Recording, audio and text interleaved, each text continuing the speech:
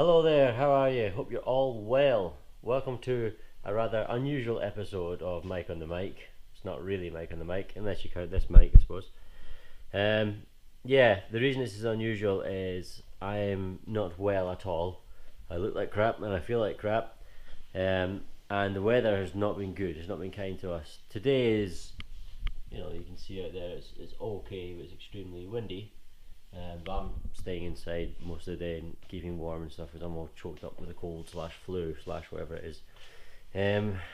Yeah, I mentioned over here, remember the Yokomo? That's my last video I did. I mentioned there's something else chewing up all my money.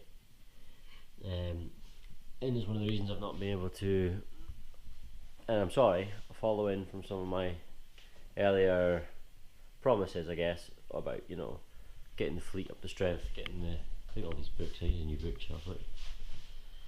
Yeah, my bookshelf's full. Anyway, things like my Mini 8T, my Exotech Mini 8T with the blown diff, and my, look at this, up here, up to my bedroom, which is a complete state, but then nobody ever comes up here apart from me and Rachel, so who cares. Yeah, and my Lost XXX SCT, which hasn't seen any sort of form of action for probably 2.5 years, I would think, at least. Right, so yes, the reason I have been struggling to afford to get anything, excuse me, the washing machine's on. Out here, outside on the driveway, should be a Ford Monde, a Jaguar X type. That's what I meant. Jaguar X. I had a Mercedes 190E, the white one.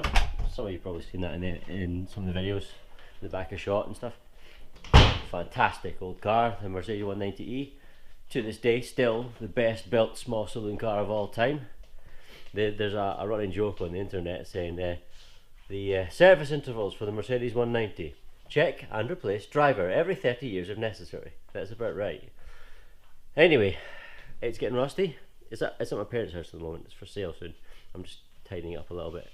It's rusty. I can't afford to do the bodywork, so it was time to give it to another enthusiast who could afford.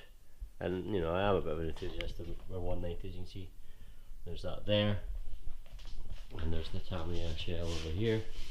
And I've had 4 190s, and I currently have a Cosworth as well. So yeah, I'll do like them. Anyway. The Jaguar I bought, Jaguar X type, which the reason I'm making the Ford Mondeo joke is it's the platform it's based on is a Ford Mondeo, although I was disappointed as to how much of the car is actually Ford and how little is actually Jaguar. It's a bit disappointing. Anyway, it's been the worst experience I've ever had with a vehicle so far in my life, and I've owned 2 Alphas, on the way home from buying it. I bought it at the garage. On the way home, engine management light comes on, so take it to our local mechanic Don. He puts it on the diagnostic machine, and its bank 1 catalytic converter is below threshold. So through here is a used catalytic converter in the parcel. Arrived yesterday. Now the garage said to me, a brand new catalytic converter is, because the car was £1,700, so it's not expensive. It looks fantastic. The interior is gorgeous. The bodywork's almost immaculate. He said basically the value of a catalytic converter, a new one from Jaguar, is it's about 1/3 of the value of what paid for the car. So understandably, they said they wouldn't do that for me. They would just give me a refund for the car. And I said, what if I find a used one? And they said, right, okay, that's fine. We will fit the bill. You buy one, we'll send us the invoice, and we'll pay it. So I still need to send the invoice for that one. So that's fine. Seemed okay. But why is the catalytic converter failing? I don't think it's just a case of it's old, because whenever I started the car, there was sort of really strong petrol smell, like it's overfueling, like it's running rich, and it's got a hesitation. Especially low down the power band. It wasn't there when I test drove it, and it wasn't there when I took it home, but it's gotten worse as I've driven it more. A bit of hesitation in the low rev range. So spark plugs was my next go-to. Now this V6 is a pain. It's a 2.1 V6 petrol. It's a pain in the bum to work on. You know, with the Merc, you literally, to change the spark plug, so there's a piece of plastic along the top of the block. You literally slide the plastic off, it slides off, remove that, 1, 2, 3, 4 spark plugs. You just pull off the HT leads, undo the spark plugs, done. Literally a 5-minute job to do all 4. That's including getting the plug gaps correctly. Now, with the Jaguar, it's completely different. 2 banks, 3 at the front, 3 at the back, it's V6, turned. If you're looking at it, say you're looking at the front of the car, it's turned like that. So you've got bank and a bank, bank 2, bank 1. Now, yeah, the bank 2, which is the closest one to the front of the car, the spark plugs are relatively easy to do. You can just basically, you take off the top cover. I can't stand modern cars with it. That's another thing. I don't buy modern cars. It's a 2003 and it's the newest car I've ever owned. I don't do modern cars. There's too many gimmicks, there's too many electronic interfaces interfering with the way it drives, there's too many driver aids, in other words the car trying to make decisions for you, which I can't stand. Anyway, so typical modern car, everything's covered in plastic panels, so you've got to unscrew the 3 bolts to take off the big plastic panel. You've also got to take off the oil cap, remove that and then put the oil cap back on so you don't drop any stuff down it. Then you have to unbolt, I think it's, I can't even remember, several bolts anyway to take the panel that's off the top of the airbox off. Then you have to take the top of the airbox off. Then you have to unplug the airbox with the air mass sensor, that's this thing here, but they call it the mass air filter sensor, but it's an air mass sensor.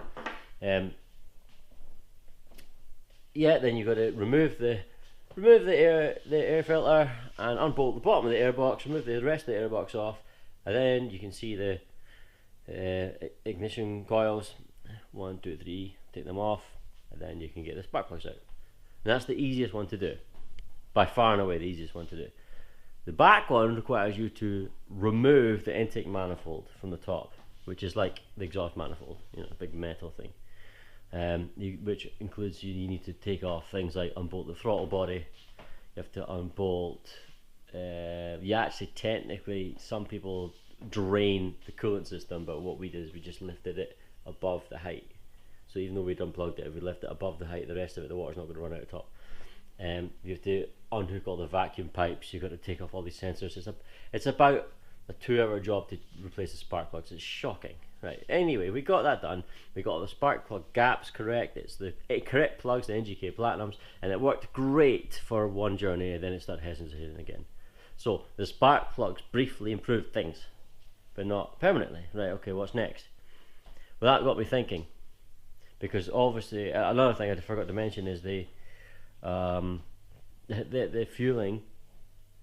The engine management light was coming on and off. It wasn't like, oh, failed catalyst. It was, if for example the catalyst had collapsed inside, that'd be permanent and you'd hear it, but it's not. So obviously, right, it's over fueling. I reckon unburnt fuel is going down into the catalyst and contaminating it. Light comes on, but in some journeys when you're, say for example, going down the motorway on a light throttle, you're not dumping a load of fuel in it, it burns off and it's clean again. So that's what I thought. Air mass filter, that air mass sensor, sorry, that's because the lambda sensor before the cat has already been replaced. Could be the after cat lambda sensor, but all that does is monitor the cat. I don't think, I might be wrong, but I don't think it actually, because the one before the cat, the lambda sensor before the cat, measures and then adjusts using the ECU the fuel and air mix going in. The one after the cat just basically monitors the cat, I think. So that, but anyway, that cat through there, the one in the box, has a lambda sensor, the after cat lambda sensor on it as well, so that would eliminate that anyway.